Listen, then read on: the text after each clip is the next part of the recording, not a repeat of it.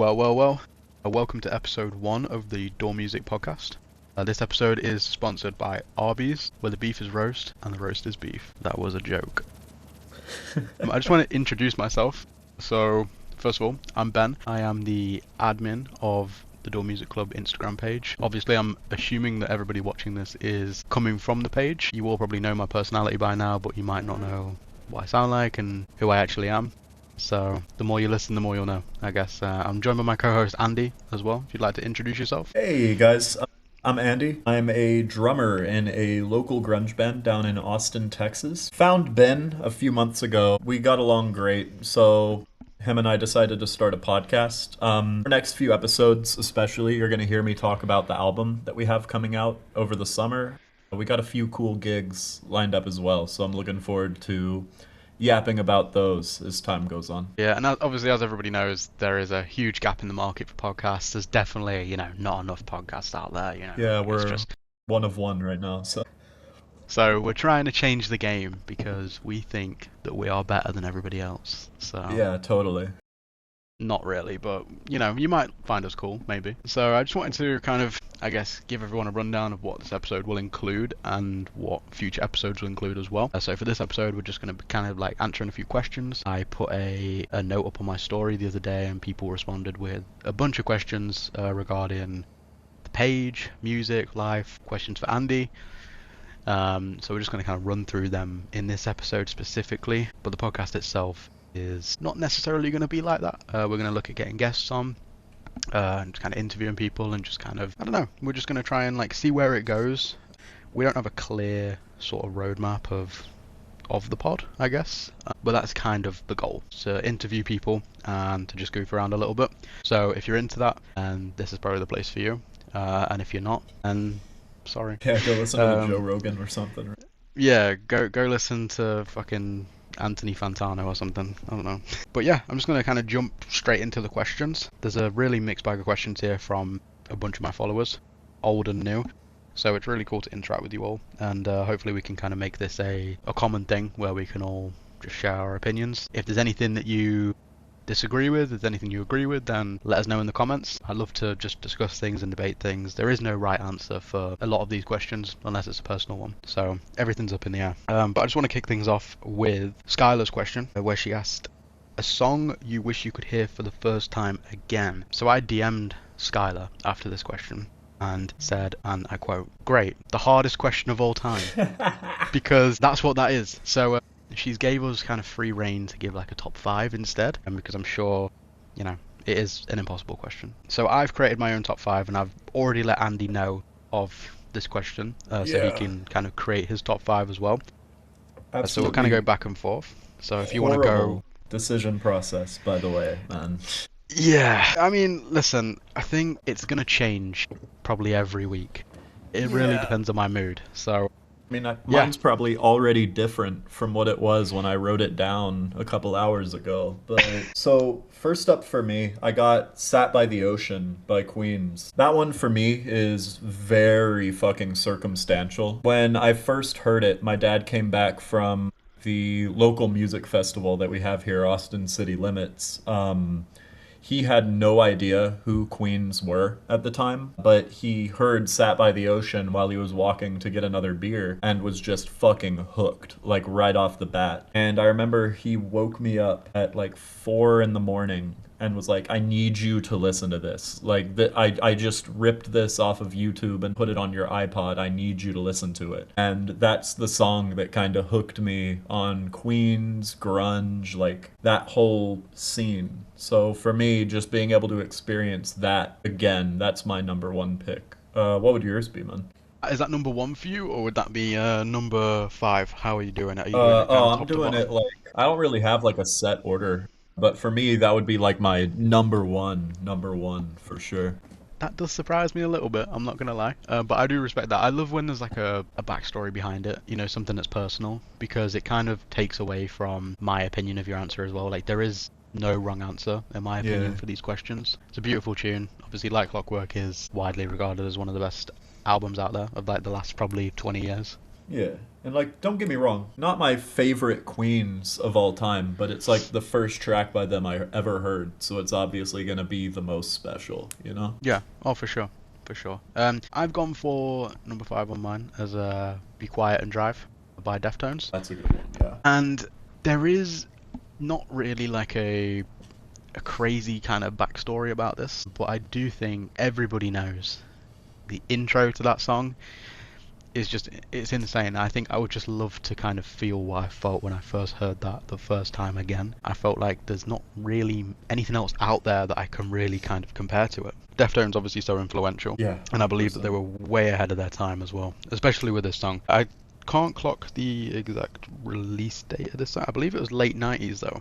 I think like 99, right? Yeah, I believe it was somewhere between like 97 and 2000, for example. And I just believe it was way ahead of its time. I'm a huge Deftones fan. They're a very mood-dependent band for me, though, and not somebody it's not a band I seek out all the time, but I do enjoy Deftones. So yeah, what's your next pick? So for me, I guess because I started with number 1, I'll go to my number 5, kind of wrap it back around. "The Day I Tried to Live" by Soundgarden. Very mood-dependent song for me, but just that intro riff, especially if you get like a good set of speakers, it fucking hits, man. Like, it's one of those where every time I hear it, I get goosebumps and I tear up, and I just kind of want to have that experience. First time I listened to it, I immediately just burst into tears, and I'd love to experience that heavy of an emotion from a song like that again. I also have a Soundgarden song on my list as well, so I see that. It's a beautiful song. Yeah. I've got for number 4 on mine a song that, this is a pretty performative answer from me, I'm not gonna lie.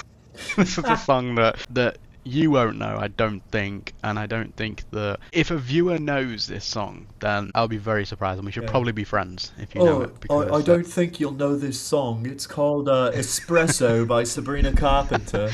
It's called a Pink Pony Club. I'm joking. It's called Pumpkin by a band called Bean Stella. Not Ben Stella, easily mistaken. It's Stella, past tense. They are a New York-based band. I believe that they are I believe they formed years ago, but obviously their first studio release came out in 2024, I think. So very, very new. But when you just hear a song and you're like, this is a fucking great song. Like, this is one of the best songs I've heard. And it definitely steers away from what I normally listen to. It's not heavy, it's not grungy, it's not rock, it's kind of in its own category, really. I know they're heavily influenced by a lot of like Britpop and indie bands out there. I know, like, for recent comparisons, there's a lot of comparisons to like Fontaines DC and probably the Strokes, maybe, things like that. But these guys are awesome, and I had the pleasure of seeing them live in 2025 in Toronto. Nice. And they were awesome. The crowd was pretty flat for them, but they're not really a band that you kind of get up and jump around for. Yeah. I mean, just listening to like the first 10 seconds of this, I would not have expected that pick from you like at all, but it is a beautiful track. It's a great track, and I had the pleasure of meeting like all the band as well after the show.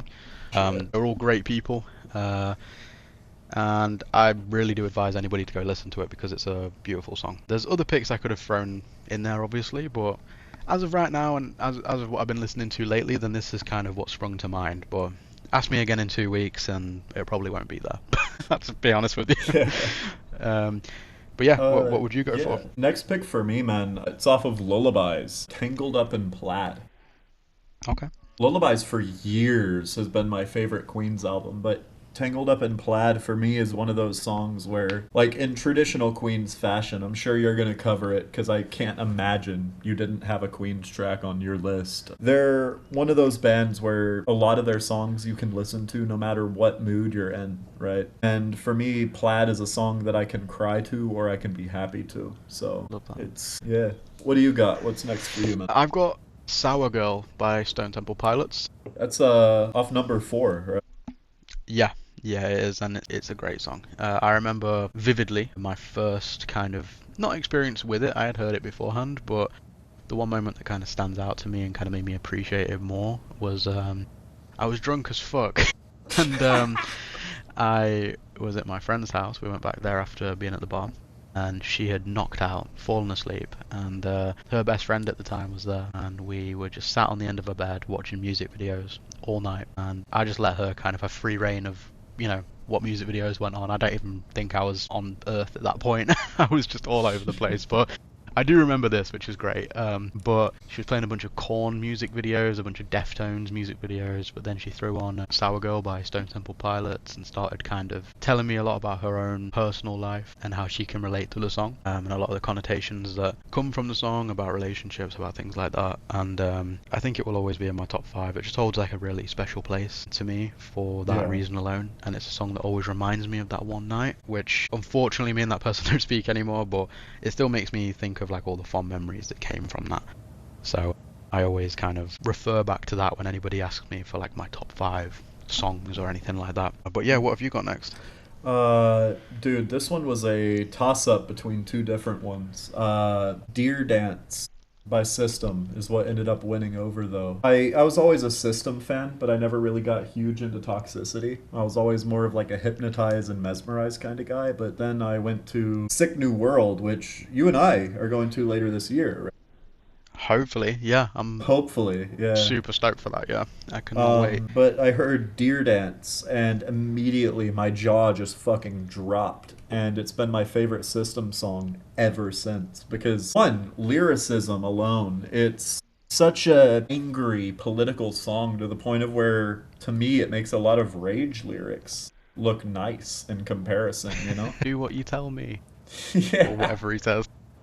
But nah, man, it's a beautiful track, and I mean, all 5 on my list are ones that I could have on a playlist that loops for like 50 hours, and I'd never get sick of any of them. So, what do you got? Great pick. I've got Black Hole Sun by Soundgarden, and I mean, to be honest, I think this one is pretty self-explanatory. Yeah. I think everybody views this song as sort of one of their top songs of all time. I do believe it's almost perfect as far as songs go. Obviously Chris Cornell's a fucking legend. Yeah. Everybody... You know he wrote that song like fully on his own, right? No, I didn't know that actually. Like a gig. This is something that I read a few months ago. Driving back from a gig, and he heard the song like fully in his fucking head, and got home, got like a 4-track recorder, recorded all the instruments, went to bed, and brought it to the band the next day for the Super Unknown sessions. He's a genius, man. I miss Chris so fucking much every day. Chris too. I truly believe that as much as like this song, for example, gets its props, Soundgarden and Chris and all the other bands he's been involved in are so underrated. Yeah, like even Audioslave, man. Like everybody knows Show Me How to Live, but then you have shit like Shadow of the Sun that's just so underappreciated. 100%. I think it's a real shame actually that they kind of don't get sometimes put in that conversation that bands like Alice in Chains and Nirvana and even Pearl Jam sometimes get put into. I would truly say that Soundgarden and Alice in Chains are probably the top 2 grunge bands of that era. 100%, man. Yeah, 100%. But what have you got next? Yeah, I was gonna say, speaking of Alice in Chains, my last pick, this is like my number 2. Best Alice in Chains album, by the way, is Tripod. You and me have talked about Agreed. that endlessly. Agreed. Yeah. But Shame and You. A buddy of mine, back when I was in high school, had like one of those original CDs with like that colored case. And he popped in Tripod on his CD player, and I heard Shame and You, and it blew me the fuck away. I don't think I've ever... I mean, that guitar solo alone is just... God, man. It reminds me of high school, I guess, is all I have to say about that. It reminds me of high school, and it's one of those songs where that song and that entire album are just so fucking gut-wrenching. Every time I listen to it, if I go in happy, I end up disheveled and disturbed and hurt. If I go in sad, I come out in fucking tears. It's a beautiful album, and that song is probably... That and Frogs are probably the top 2 off of it for me. I would... it's not on my list, unfortunately, but for whatever reason I do agree as well, because it's just so fucking good. And that album itself is probably in my top 3 albums of all time. I do believe that it's the best Alice in Chains album. I think it's insanely underrated, not only amongst Alice in Chains fans, but just in a competition against other albums. I do believe that it's like one of the best of that era, and of that year as well. Yeah, I mean, it's because Dirt gets its fucking dick sucked, man. Like, I mean, I love Dirt. Junkhead's in my top three Alice, but like, you listen to, like, you go Dirt and Tripod track for track, and I feel like Tripod destroys every song on Dirt, you know? I would agree. Yeah, I would agree. I believe that sort of Tripod just has more of a. It feels more complete almost. It has a bit of everything. Like it's very experimental, but kind of sticks to its grunge roots as well. Like it's kind of just got a bit of everything on there. Oh, I don't think 100%. you can really kind of skip a song on there. I think it's an album that has no skips. So in that case, yeah, I would tend to agree. What's your last And pick, man? I've gone for Queens of the Stone Age, Song for the Dead. Ooh, yeah. Speaking my I would. language, man. Yeah, well, I was gonna go with one of the stereotypical picks of like a no one knows or go with the flow or something like that. But I opted for Song for the Dead just mainly for the fact that it's iconic. I mean, you're a drummer, you obviously love it, right? Yeah, 1000%, right?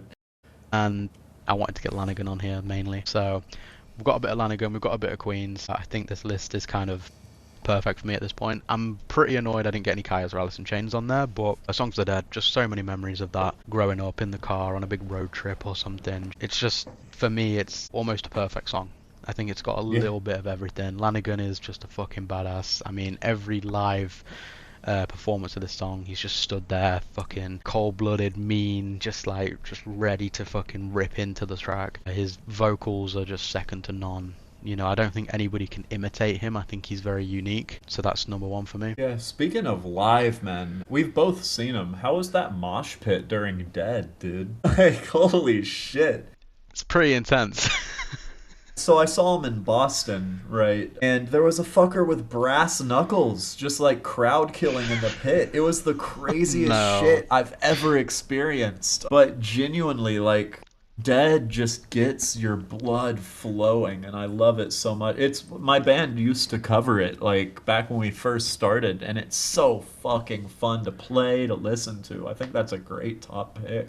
The pit for that song is so funny, obviously, because they always end with that song. But for whatever reason, at any other gig, for the last song of the night, especially when there's been 15 plus songs and there's been support acts, I'm normally dead, right? Like, I'm normally dead on Yeah. my feet. My feet, I'm dragging them around. Like, I don't have any energy. But as soon as that song comes on, you just have, like, a second wind. Like, It's for like whatever a reason. sleeper agent riff or something. Yeah, like you hear fucking Homie coming in straight away, and it's just like, yeah, fucking game over. I'm Like about everybody to just goes fucking nuts punch some 12-year-olds, you know? with some brass knuckles on. Yeah, right. Shit, man. You mentioned Lanigan earlier. I see a question here about Dream Team Band, and I feel like you know where I'm going with this, but uh, so who asked that? Hold up. While I'm looking, this podcast is sponsored by Arby's. I think it was Moira who asked that one. Oh yeah, it was Moira. Who would be your dream team band?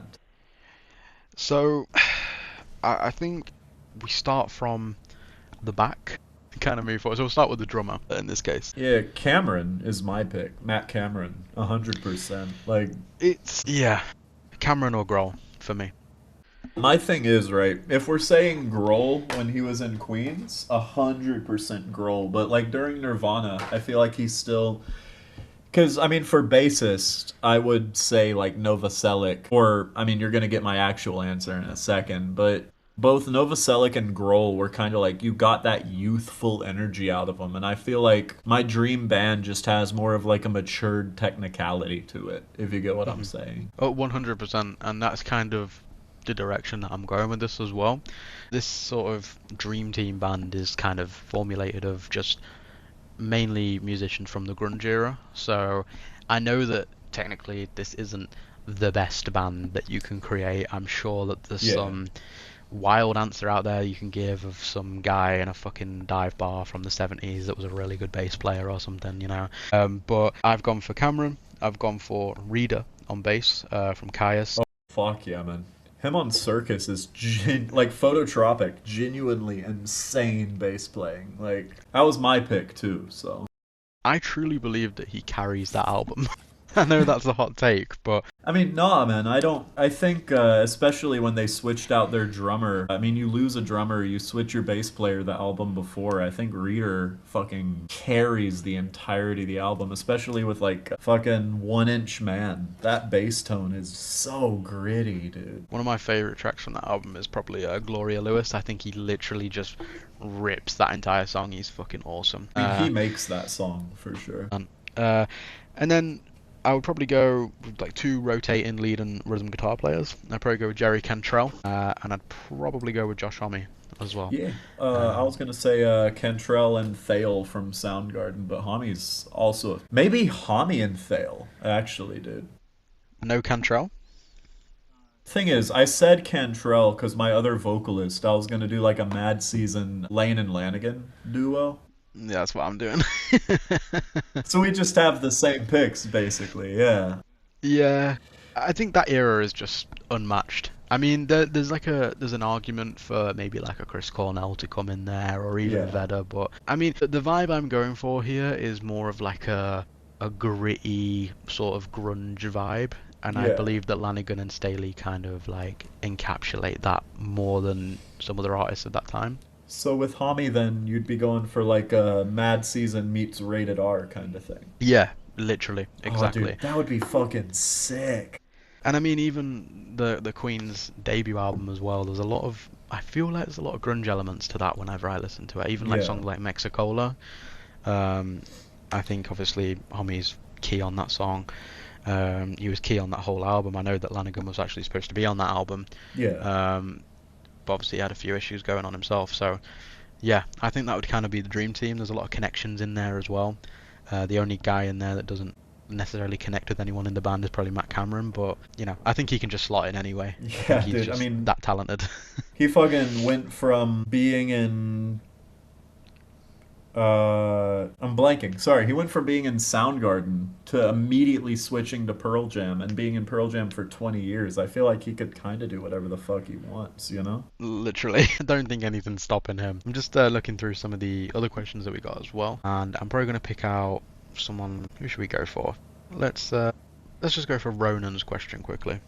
I Yeah. think this is a pretty straightforward one that we can both answer really quickly. He said, "Do you think Queens of the Stone Age is up there as one of the greatest rock bands of the last 30 years?" Yes, yes, I do. I believe that they've been snubbed for the Rock and Roll Hall of Fame as well. They should have been included by now. What is your take on that?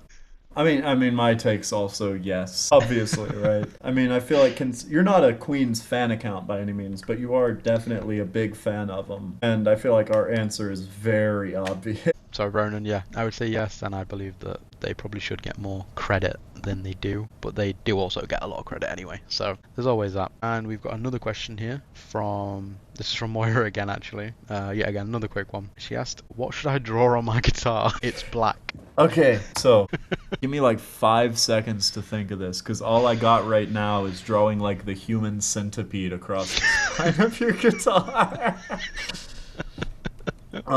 Maybe like a Eddie Van Halen Frankenstrat kind of thing, like some black and white shit going. Yeah. What do you got in mind, man? Whenever I think of that, that's literally what I thought of. But I would go for something different. I'd maybe do like some like little yin yang kind of signs on there or something. I don't know. I feel like maybe just leave your guitar as it is. You know, there's nothing wrong with just having a plain guitar. I don't think you need to. I don't think you need to graffiti it. You know, I think you can just kind of maybe Yeah. stick a few stickers on there. Maybe, you know, like show off your personality. I don't think there's anything wrong with that. But you know, sometimes simplicity is the way. I've got a white guitar Nice. and I've got no stickers on there. I've got no designs on there. I kind of like it how it is. So I mean, my thing is, right, I'm obviously, I mean, have you seen James's guitar? The guitarist for my group. He's got like some weird tribal shit going on his G&L, and it's absolutely insane. I'm always a fan of like more design equals better, but I also get the simplicity aspect of it from you. 100%. I think it's more so. I don't think it's necessarily what we think. I think it's more so just what you're feeling at the time. You know, like what kind of person, like what type of person are you? Like, are you actively making music? Maybe you can kind of theme it to the band you're in or the music that you make or something.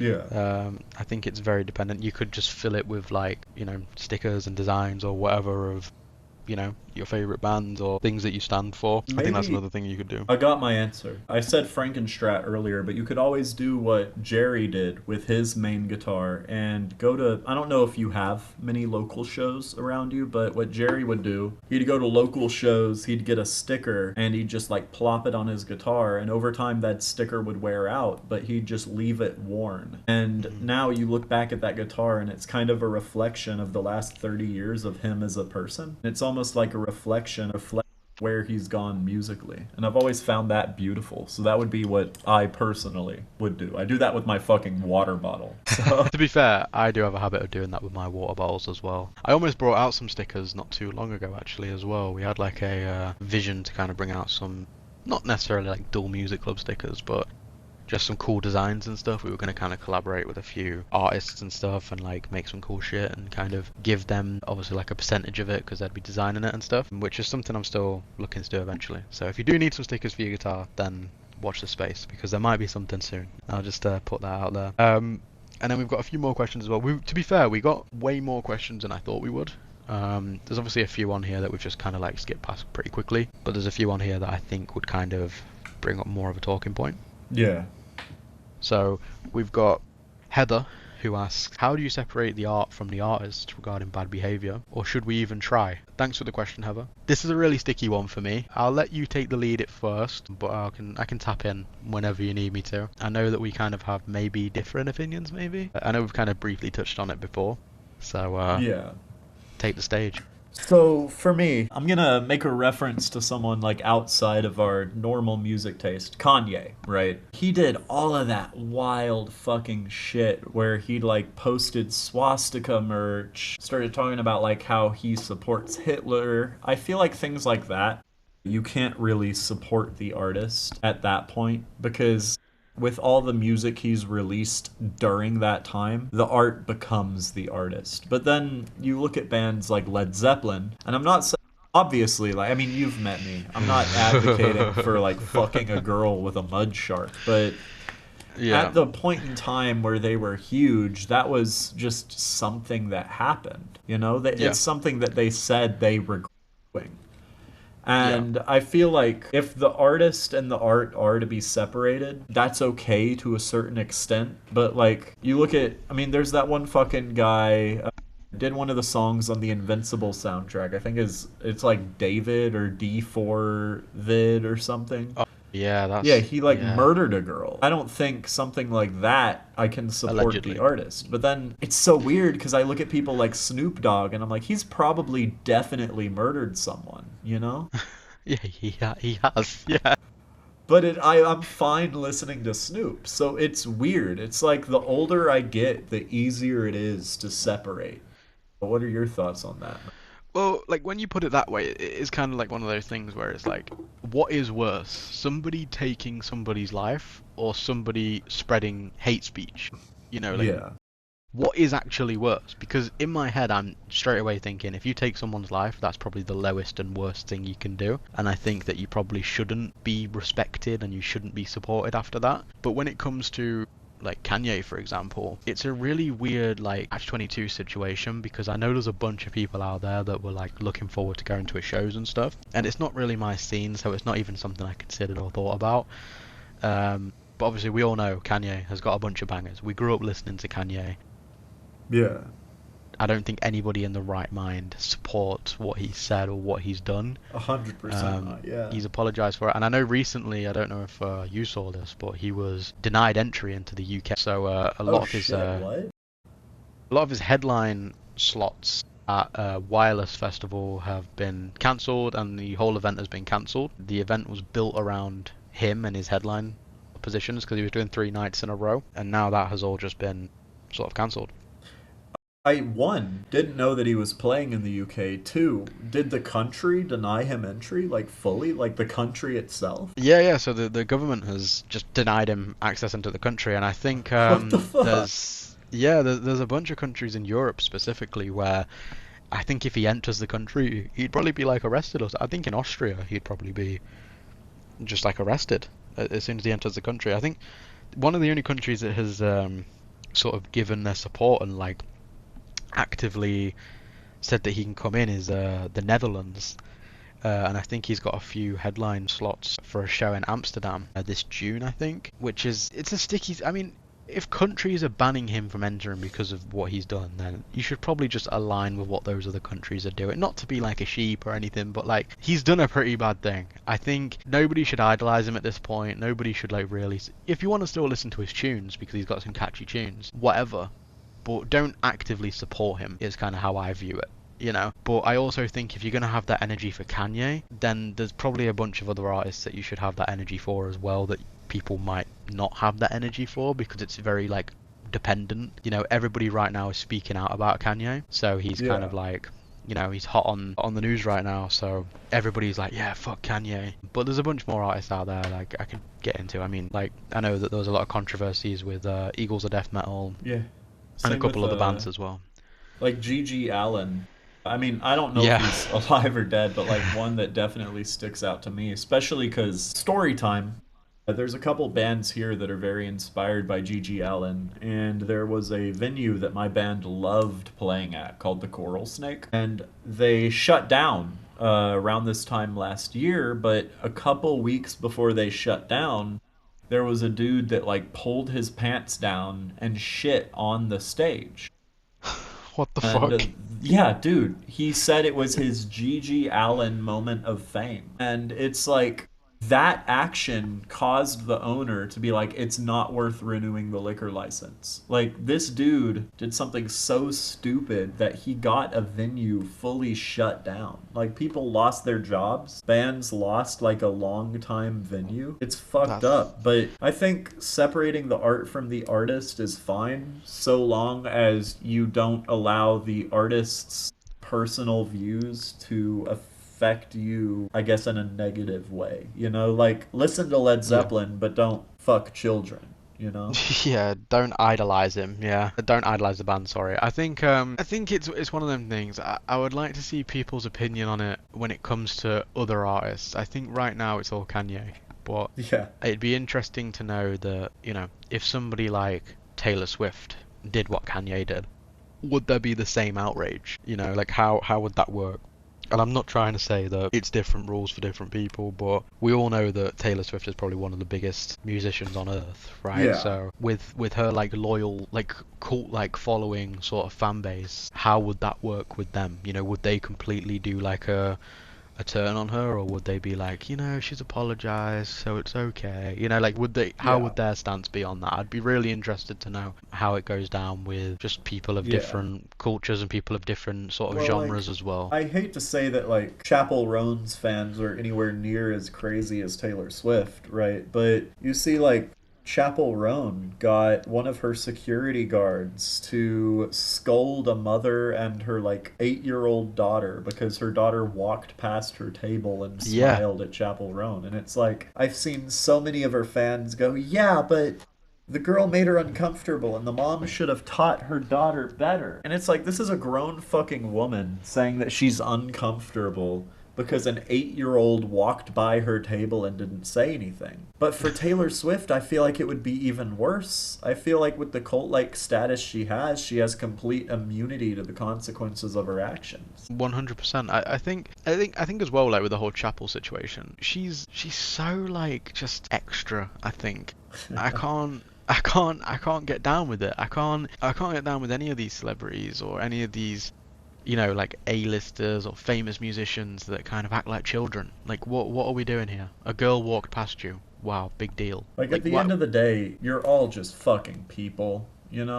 Exactly. Like, I understand. Or I don't understand, I guess, because I'm not in her shoes. But like, I can see that she has a very stressful position to be in, Yeah, like being in the 100%. limelight all the time. But at the end of the day, like if you can't handle it, then take a step back. You don't necessarily like need to be playing these shows or need to be doing anything if you can't handle it. If your mental health is that bad, or if it's too much to take, then take a step away. I don't think there's anything wrong with that, and maybe like regroup and try and heal and become a better person. Rather than taking it out on children and kind of always ending Yeah, up in the news for the wrong reasons.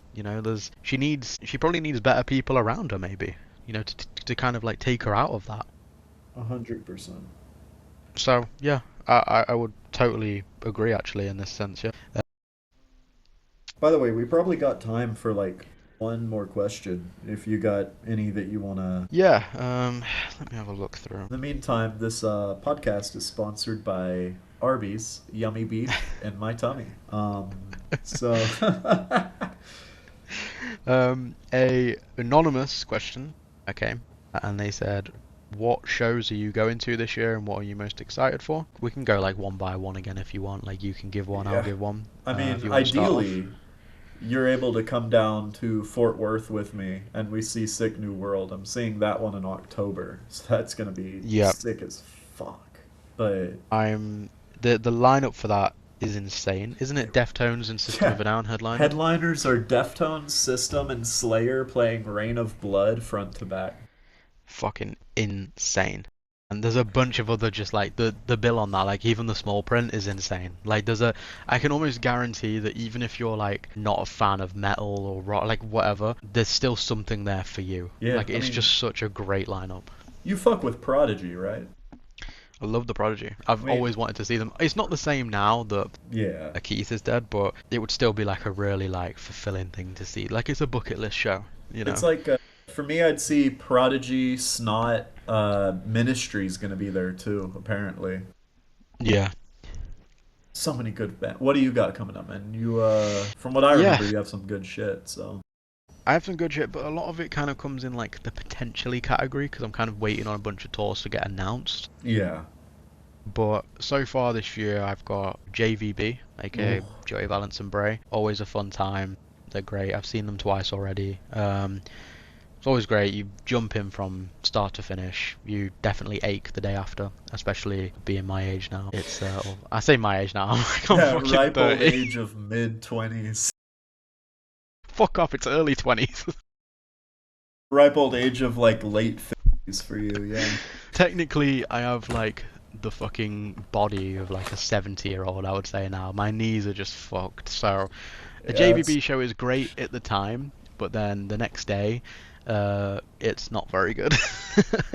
Who have you got up? I'll read a couple off. I'm seeing Godsmack and Stone Temple Pilots. Then, about a month later, I'm flying out to Philly to see Queens and Foo Fighters. So jealous of that. I need to see Queens. They're It's such so a shame. fucking good. They're playing with System of a Down and Acid Bath in London, which is a fucking sick lineup. Yeah, but tickets are so fucking expensive for no reason. Listen, next episode we will cover this. Yeah. Adult Music Podcast Episode 2 Rise of the Ticket Prices. Yeah, it's fucking insane. I think right now on resale, you're probably looking at like 300, but I think at the time when on pre-sale, it was 150. And that isn't even for like the front pit. I think that's just for like GA stand-in, Jesus. which is insane. I remember like I was like, fuck yeah, I'm gonna go to this show. I got on the pre-sale. I was gonna grab a ticket for me and my dad, but then you look at it and it's like, right, okay, so that's 300 plus some fees on top. So you're looking at like £330 just for the tickets. And then Yeah. you've got to get transport, you've got to get accommodation, you've got to get drinks, merch, food. It's like I could go to fucking Florida for a week for that.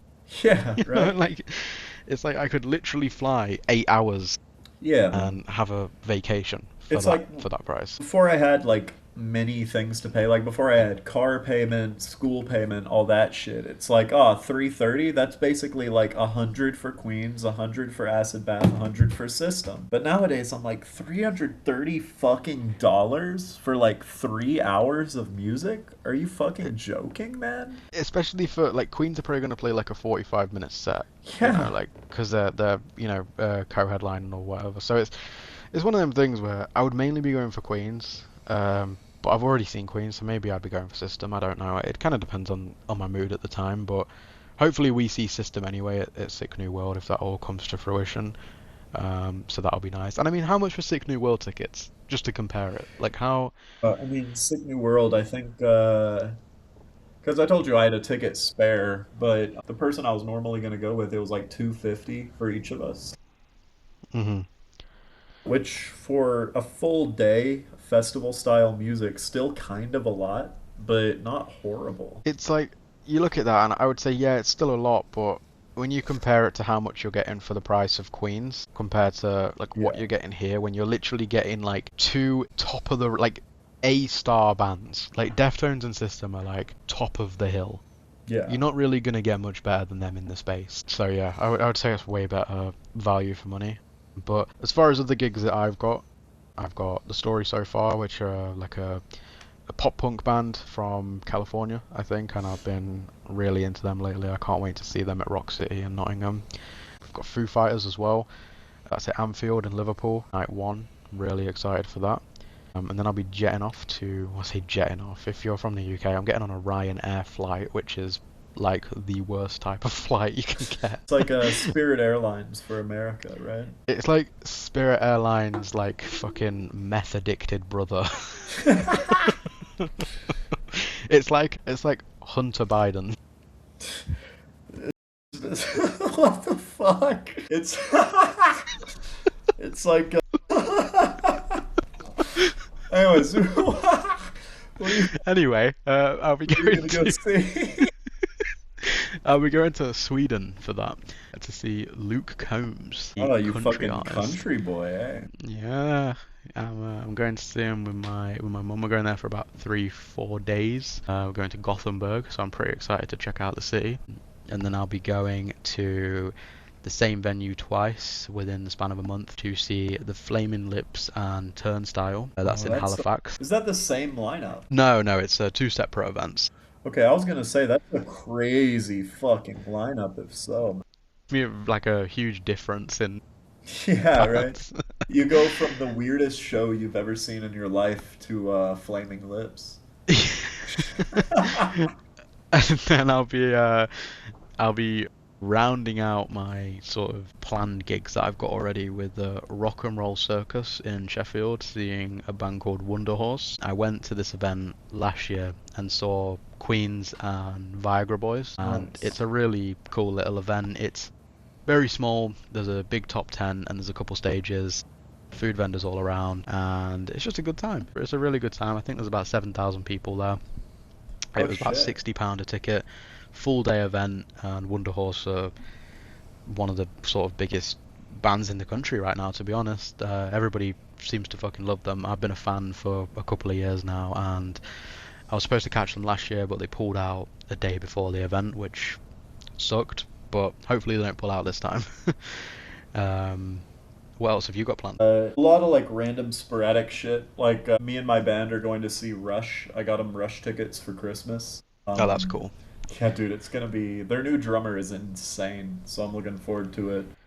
Don't they have multiple? It's like they had one for their debut, then it was Neil Peart for like 50 straight years, then he passed, unfortunately. Yeah, that's what I was thinking of, yeah. But now they're doing like a 50-year anniversary tour as well as a Neil Peart like tribute tour. Oh, that's cool. And they got, in my opinion, the current best prog rock drummer alive, Annika Niles, to fill in for him. I believe you because you're a drummer. Like, I don't know a ton about it, but I believe you. But we also, I'm going to see Florence and the Machine with my best friend over in May. That's cool. That's about it for right now, honestly. I'm sure I'll have more as time goes on, though. I have a few that I'm kind of keeping my eye on as well. So the Queens and System show, I'm keeping an eye on, but Yeah. I don't know if I'll get tickets. We've got Sick New World as well to kind of look forward to, hopefully. Yeah, Um, I'll show you around Austin, of course, if you end up coming down. Fuck it. I mean, hey, if the pod keeps going, then I'm sure we'll make a little video there or do a pod in person or something if it keeps going. I'm looking at Jack White tickets as well. Oh, He's just dude, announced a me too, UK yeah. tour. Oh yeah, fuck! I'm seeing Weezer. You Last time fucking I saw loser. Weezer, Flaming Lips was the opener. Like, did you like take anything for that show? Did you? Okay, look. So the thing is, I would sorry, partake. mom, if you're listening. I want to take something if I see Flaming Lips again, right? Like I Yeah. want to be high or something because they had giant inflatable eyeballs on stage. They had a giant balloon that said "Yeah, Austin" that was bouncing back and forth on stage. It was I felt like I was on LSD without being on LSD. I think when I see them, I would like to partake in some of the magic mushrooms, but I don't think I will. I think I'll just opt for some edibles probably. sneak Yeah. them in my shoe or something and get them into the venue because I'm not trying to. Allegedly, by the way, I'm not. Yeah, Or somebody alleged, that in sneaks it. theory. Yeah, and they're prescribed. All right, don't worry. Yeah. They're medicinal, yeah. Of course, of course. You've seen that one episode of South Park. Yeah. Anyway, so I'm also looking at Royal Blood, Muse, and Acid Bath shows as well. There's an Acid Bath show in Manchester, so I'm keeping an eye on that. It's sold Yeah. out right now, but so you can always get tickets for that. And then Muse and Royal Blood are hopefully announcing a tour at the end of the year in the UK. So I keeping was gonna tabs. see Muse, right? And I looked at tickets because they're playing at like a pretty big uh stage. Same like general area as like an F1 track called the Germania Amphitheater. Oh my fucking god, why are grass seats $190? What the fuck? Yeah, like lawn seats, not even a seated chair. You're sitting on grass, like 1,000 feet from the venue, and it's $190. It's fucking ridiculous. We need to get into this on the next episode Yeah. because that's Uh, ludicrous. Jesus. Speaking of next episode, I think we're running out of time here, but happy to answer more of these questions on the next episode with you. Yeah, solid first episode, I'd say. I think we've done pretty well there. Yeah. As always, well, for the first time, make sure that you check us out on socials, leave a comment, subscribe, and leave a good review if you're listening on Spotify as well. Andy, where can everyone find you? You guys can find me on Dining with Devils Band or diningwithdevils.com. I got both the band social link to those as well as my personal. What about you, Ben? Where can all the people that already know you find you? Well, you can either find me behind an Arby's somewhere, or speaking of Arby's, if you're still watching at this point, comment down below Arby's so we can see who's a real one and who's not. I know a few of you said you're going to watch. I'm joking. It's fine. I wouldn't even make it this far either. I probably would have turned off when I compared my plane to Sweden as Hunter Biden. Yeah, dude, I probably would have turned off when I heard your voice. You can find us on Dull Music Club, obviously, and all the other sort of YouTube, and we've got a bunch of Spotify playlists up as well, link in bio for all of that. And as I said at the start of the show as well, this isn't the regular sort of proceedings of the podcast. We're looking to get a bunch of bands on. So if you want to, then you can forward our Instagram posts to any bands that you like and ask them to reach out to us, or you can DM us and tell us who you'd want to see on. And hopefully by a few episodes man. in, we'll get showing our faces and we'll get real into it. And this is our first episode, so go easy on us, but we hope you enjoyed it. Yeah, you guys heard it here first. Everybody spam Queens of the Stone Age with links to the podcast so we can interview. So I can ask Josh Homme about his fucking... Yeah, we're not going to get into that, it's fine. Fucking, yeah. All right, I'll see you guys next week. Thank you very much for Take tuning it in. easy. Thank you, guys.